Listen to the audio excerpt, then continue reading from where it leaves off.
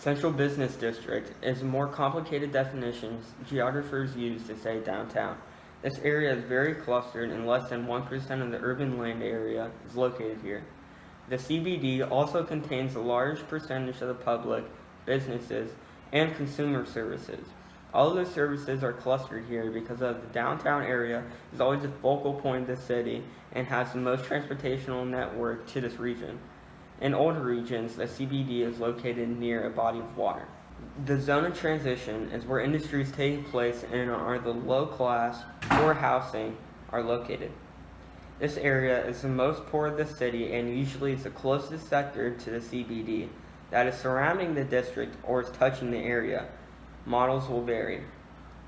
All of the new people who immigrate to this area live here because it is the cheapest homes and closest to the central business district where most jobs are located. These houses are large apartment homes that are divided into very small apartments where individuals can live in single-family rooms.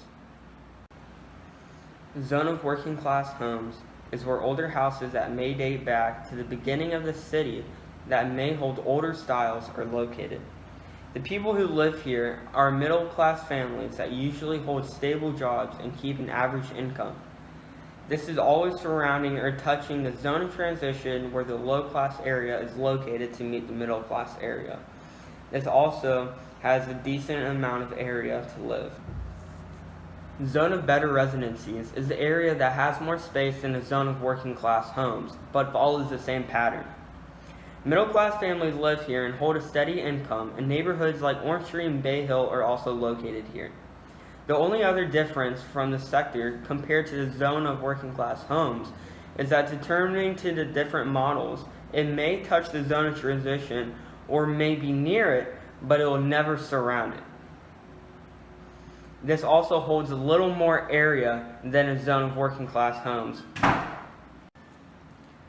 Lastly, the commuter zone is going to be in the suburbs of the outermost area of the central business district. But even though it was the farthest away, it has the most connections than any other sector. The commuter zone has the most transportational routes to the CBD than any other sector. This is because of a great percentage of people who live in this area work in tertiary, quaternary, or quaternary jobs in the CBD that are high-class families that choose to live in the suburbs rather than living in the central business district. Cities are made up of these 5 basic areas that contribute to the function of the makeup of the city. Now I will be explaining city models. The first model is the concentric zone model. Ernest Burgess in 1923 created this model showing how a city grows outward from a central area in a series of 5 concentric rings. Strengths of this model is that many cities developed in the 1920s, so this reflected this time period. And the weakness of this model is that it does not take any physical, geographic, or environmental barriers into play. Next, I'll be explaining the sector model. This model is explained by Homer Hoyt in 1939 and is suggesting the makeup of where the sectors of the city are situated. He uses all of the concentric rings Ernest Burgess did, but compiles them into sectors. Homer also explains how the city develops in groupings, not really rings. That's where he gets the sectors from. Strengths of this model allows for an outward progression of growth from each sector. It also solves the problem that Ernest Burgess created with not really allowing any physical barriers being adapted into the model. But a weakness of the sector model is that it is based off the transportation of trains, not cars. And in our generation, we mostly use cars as the use of transportation. This is the multiple nuclei model. This model was created by Truancy Harris and Edward Ullman in 1945. This model gives more of a modern-day example of our city's relation to New York and Los Angeles. It suggests the city is more complex structure, and it also includes more than one central business district. Strengths of this model is that it provides a framework for understanding the distribution of social and economic groups in the area. It also gives 9 sectors instead of 5, which Ernest Burgess first described.